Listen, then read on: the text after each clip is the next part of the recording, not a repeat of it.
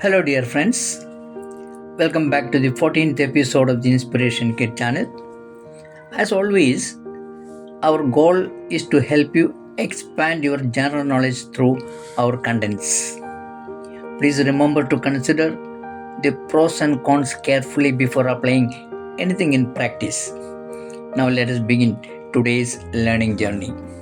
Today, I am sharing a few simple yet powerful memory retention techniques. These come from everyday experience and general knowledge, not from academic research or scientific studies, but from what has worked for me as an everyday learner. My hobbies are reading, writing, and speaking, so memory is my daily companion. What I'm going to share with you today may be small tips, but sometimes it is the little things that make a big difference, isn't it? I truly believe we all have the power to grow, learn, and sharpen our minds no matter when and where we begin. I'd be honored to hear your valuable thoughts, your experiences, or even your own favorite memory tips. Let us learn and grow together with a team spirit, as team stands for together everyone achieves more. Please share your comments below. In this episode, I would like to share 7 powerful memory tips to boost memory retention. Let us begin with tip number 1. Discard the belief that your memory is poor. Most of us have a self defeating notion that we have a poor memory. This mindset has to change. Your mind listens to your self talk. If you constantly say, I have a terrible memory, your brain has no incentive to even try. It is like having a powerful computer but never turning it on because you assume it is broken. From this moment on, affirm, my memory is capable of growing stronger every day. This shift in mindset is the first and foremost crucial step. The subconscious mind, which shapes your habits and abilities, accepts whatever the conscious mind passes on to it. Therefore, if you nurture a self-defeating idea of a poor memory at the conscious level, the same message will obviously get transferred to the subconscious mind. The subconscious accepts every input as it is because it doesn't have the power to distinguish between good and bad inputs.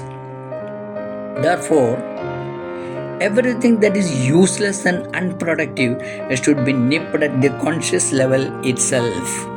It should never be allowed to enter your subconscious. Remember, your habits, behaviors, personality traits, and beliefs are all shaped and stored in your subconscious mind. The thumb rule here is to prevent the conscious mind from transferring anything that is undesirable to the subconscious, thereby ensuring only useful and productive beliefs take root.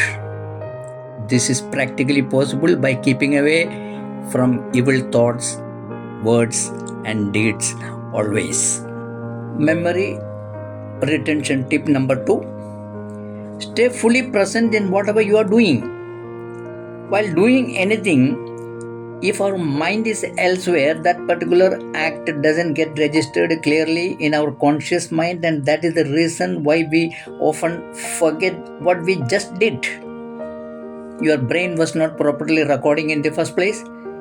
When you are reading, just read. When you are listening, just listen. Don't let your mind multitask and jump to what is for dinner or when is your next meeting going to be. Be here in this moment, and you will be amazed at how much more your brain retains. Let us take a look at 1 or 2 simple examples. You locked the door of your house and walked away. After a few minutes, you return to check if it is really locked. Second example, elderly people may forget they have already taken their medicine and take it again. The reason is what they did minutes back did not get registered in their conscious mind because while locking the door or taking the medicine, the mind was engaged elsewhere. The simple remedy is be mindful in the moment. Focus on the action as you do it so your conscious mind can record it clearly. Once recorded, the question of doubt doesn't arise at all. Tip number three, understand what the letters OAR stand for. This is a simple but powerful method for learning anything new. The first letter O stands for observe. Pay close attention to the information at hand. Look at it from different angles, don't just a glance. Notice the details to make a strong first impression in your conscious mind so that it gets registered over there. This is observation. The second letter A stands for associate. Link the new information to something you already know. Means something that is already there in your subconscious mind. Make a funny or emotional connection. The stronger the link, the stronger the memory. The last letter R stands for review. Go over the information briefly after you have learned it.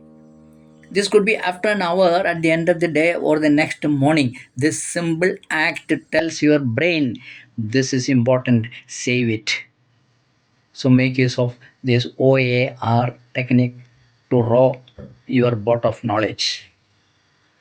Now, tip number four, always keep your mind cool, calm, and composed. A mind under pressure doesn't work. A frantic mind is like a turbulent ocean. You can't see clearly beneath the surface. A calm mind, however, is like a still lake, reflecting everything with a perfect clarity. Practice deep breathing or take a moment of silence before an important learning session. A calm mind is a receptive mind.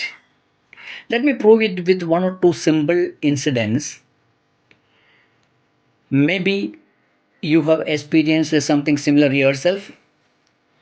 Item number one, suppose a person is trying to share with a friend an item he read in the newspaper a few days back. He feels as if it is there on the tip of his tongue but unable to remember. The more he tries, the more it eludes him. Then he stops trying to remember and relax. All of a sudden, the forgotten thought comes back in memory on its own because this time there was no pressure on his mind. Another incident, you forgot where you kept the keys of your car. You got panicked and started searching for the keys frantically, and you get the keys only when you calm down. Means when you allowed your mind to relax. A calm and cool mind is like a clear path to your memories. What do you think? Did I explain that clearly? Please let me know in the comments. The final three tips and our concluding thoughts are in part 2 of this episode. Stay tuned. Thank you so much.